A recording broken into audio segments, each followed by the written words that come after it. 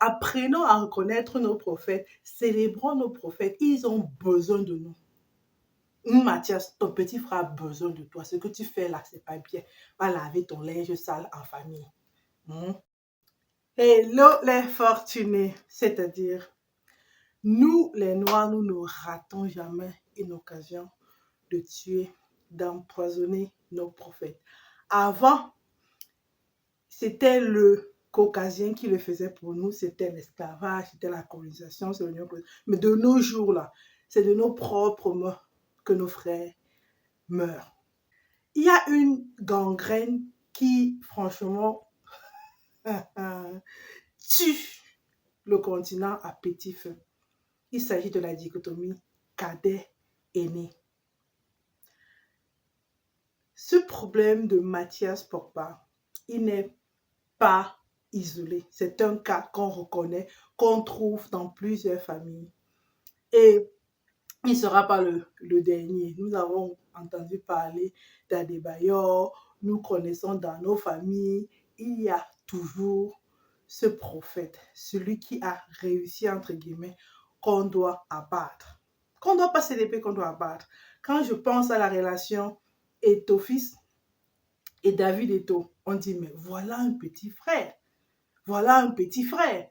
Mais si c'était David Eto'o qui avait eu le succès et le grand frère Eto'o-fils, qu'en aurait-il été? En fait, je vais aborder la problématique de l'éducation de nos aînés.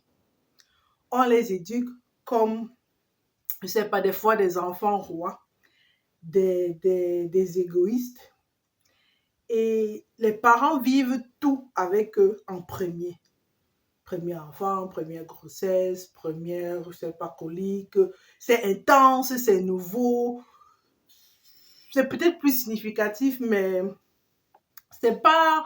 Ah, avec le dernier, on a vécu ça, mais bref, voilà. Donc, on met plus l'accent sur les premières expériences vécues avec le premier, celui qui a les habits neufs et les autres portent ce qu'il a déjà eu à porter et peut-être à Noël ou un baptême, ils ont du neuf.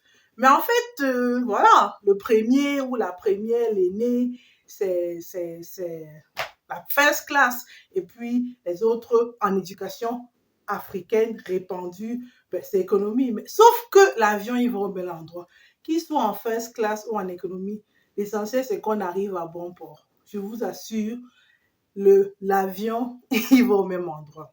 Du coup, ces aînés grandissent avec deux pressions ou deux perspectives. Il y a celui qui ou celle qui est totalement responsable au point d'être toxique, de sacrifier sa propre vie, dans le sens où ils ont cette pression de la réussite, n'ont pas droit à l'échec. Et puis, il y a cette autre partie d'aînés qui, voilà, c'est moi d'abord, je prends la première portion et j'ai droit à tout. Et c'est toxique.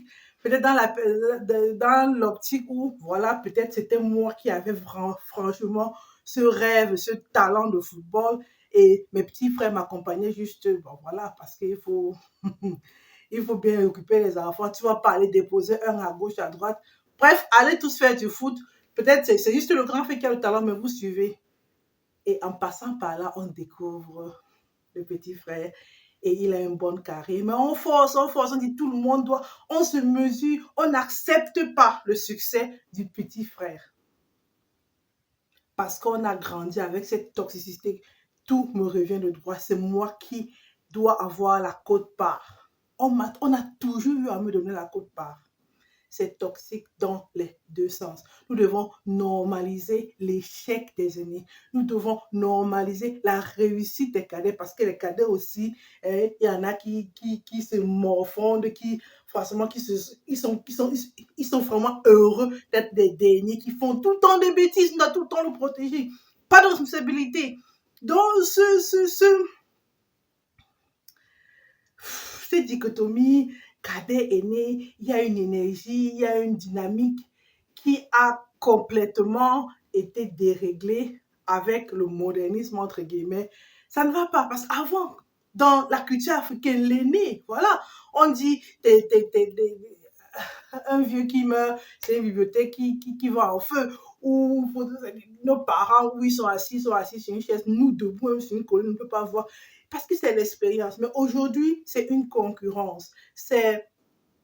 Voilà, c'est un ordre. C'est pour ça qu'on empoisonne certaines personnes. Se disent, mais voilà, c'était celui il était la promotion. 3 ans après, nous, comment se fait-il qu'il soit diplomate la prochaine fois qu'il sera au pays? Parce qu'on se dit que, parce qu'on est premier, on est les premiers à avoir commencé la course de la vie, entre guillemets. On doit être les premiers à avoir la ligne d'arrivée. Sauf que quand on commence, on ne sait pas quelle course est-ce qu'on court. Est-ce que c'est du 100 mètres? Est-ce que c'est du 1000 mètres? Avec haie, avec obstacle? Est-ce que c'est la marche rapide? C'est le sprint? C'est le marathon? Le demi-marathon? Peut-être, t'as pas de, pour toi, là, c'est juste, tu dois faire le tour du monde avant de voir ta ligne d'arrivée. Donc, si celui qui a fait le sprint, sa course c'était après 100 mètres, il va se placer devant, il va t'applaudir, il va te donner de l'eau à boire, des bananes pour que tu prennes des forces. Donc, c'est un phénomène qu'on retrouve tellement. Vous allez voir des aînés qui ont tellement croulé sur le poids de la responsabilité des petits frères, qui n'ont pas eu de vie, ou des aînés qui empêchent aux petits, aux cadets de pouvoir vivre et de profiter de leur succès parce qu'ils doivent être plus à l'aise que les cadets. Et c'est pour cela qu'on a recours au maraboutage, on a recours au chantage dans le cas des débailleurs.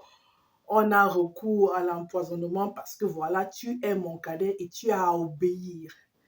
Et tu obéis avec ton compte en banque qui a les millions. En fait, tu ne deviens jamais adulte devant aux yeux de ton aîné. Ce qui n'est pas mauvais parce qu'en réalité, c'est eux qui jouaient le rôle de coach. Voilà, il a fait des erreurs, il a une certaine expérience.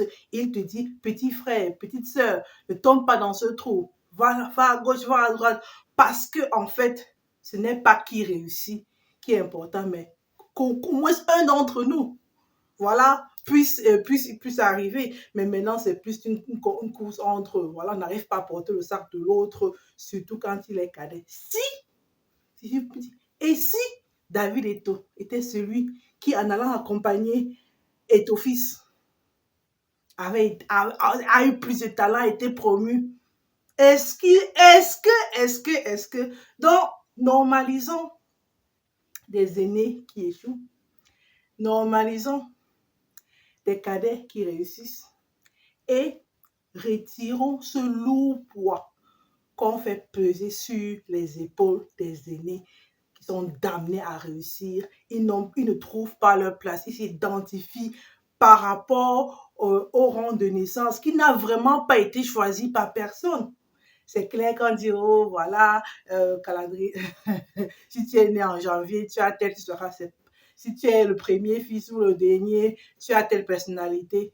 Quand ça va, on accepte. Quand ça correspond à ce qu'on est, on accepte. Mais en fait, personne n'a demandé à naître et personne n'a choisi quand est-ce qu'il va naître. Et déresponsabilisons notre bonheur, notre succès. Arrêtons de mettre nos aspirations de la vie, nos rêves de la vie sur les épaules de nos frères et sœurs. Voilà.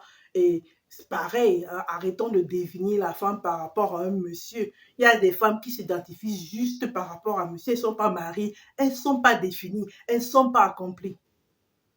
Si je te retire ton rang de cadet ou ton rang d'aîné, quelle est ta place dans cette famille? Quel est ton rôle? Est-ce que tu peux argumenter sans dire je laisse d'abord la parole au grand ou je suis le grand, quand je parle, vous devez m'écouter. Si on t'enlève ça, qu'est-ce qui reste? Quelle est ta substance? Quelle est ta substance? Quel est ton rôle? Parce que ça pourrit les réunions familiales, ça pourrit les rapports entre la fratrie. Si celui qui a plus d'argent n'est pas l'aîné, si c'est pas une bonne éducation, il y a des parents qui sont pas toxiques, mais tenir l'orgueil de l'aîné qui n'a pas réussi, c'est presque mission impossible s'il a été éduqué dans l'optique de je suis l'aîné, j'ai droit à tout, je mange le premier, j'ai mes cahiers en premier. Bref, j'ai tout en premier parce que je suis premier. Voilà. Et les parents à l'époque, en fait, ils investissaient sur le premier parce qu'ils n'avaient pas assez pour tout le monde. Voilà, tu vas, tu ouvres la route, comme on dit, c'est-à-dire, voilà, tu vas en premier et tu tilles le reste. Voilà, tu vas en sentinelle. En fait, même, c'était même pas un très bon rôle. On testait tout sur toi. Moi, je vois ça comme ça. On teste tout sur toi. Ce qui marche, ce qui ne marche pas. Bon, voilà, il y a avantages et inconvénients. Mais ce côté toxique du droit d'aînesse, des fois, il prend le dessus et il crée des aigreurs, des orgueils, des égoïsmes et même des traits narcissistes très toxiques à une paix familiale. On n'arrive pas à célébrer le succès d'un cadet si l'aîné n'a pas, voilà, il n'a pas mangé à sa faim. Les cadets doivent manger quand l'aîné a vomi.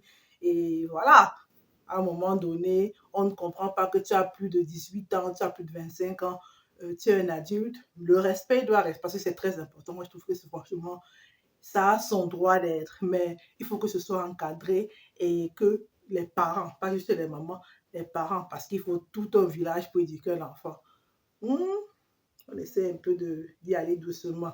Il faut venir doucement avec le droit d'aînesse et les avantages et les cadets là, parce que chacun est responsable de sa vie. Et des fois même, tu devrais juste être celui qui ouvre la porte. En passant par toi, voilà, il y a des filles, c'est connu entre les femmes. Alors qu'on partait voir mon gars, et puis elle a rencontré son mari. Et puis les gars, on arrive au mariage, on empoisonne le buffet parce que c'est lui qui devait être mon gars. Moi, je connais quelqu'un comme ça qui a parlé à un mec en premier. Bon, n'a pas vraiment considéré le mec et puis il est allé à la deuxième qui était sa copine et puis ils sont mariés. Et quand elle te regarde, elle dit, pourtant c'est à moi qui l'a parlé à premier. Si je savais qu'il était sérieux, mais tu n'as pas su, mais lui il a su ou elle a su. Donc ça a marché. Tu étais juste le vecteur. Normalisons le fait que nous pouvons juste être les vecteurs de révélation pour nos frères, pour nos sœurs, pour, je sais pas, nos amis, etc., etc. Voilà, quand je vois par exemple Whitney Houston, quand on lui a retiré ces gens qui étaient autour d'elle, avec qui ses aînés, entre guillemets, mais c'était la chute, la chute vertigineuse. Donc chacun a son rôle à jouer. Apprenons à reconnaître nos prophètes, célébrons nos prophètes. Ils ont besoin de nous. Mathias, ton petit frère a besoin de toi. Ce que tu fais là, c'est pas bien. Va laver ton linge sale en famille. C'est ça qui est la vérité. Bon, voilà mes fortunés. C'était ma petite sortie sur cette Miss Fortune, on le dit en français, cette Miss Fortune familiale qui s'étale, franchement, on a vu des histoires pareilles avec MAD. C'est-à-dire, nous, franchement, nous sommes forts pour tuer nos prophètes. C'est-à-dire, on a besoin de personne. Rien, pas d'occidentaux, pas d'asiatiques. Nous là, on tue nos prophètes. C'est m'a fatigué là, franchement.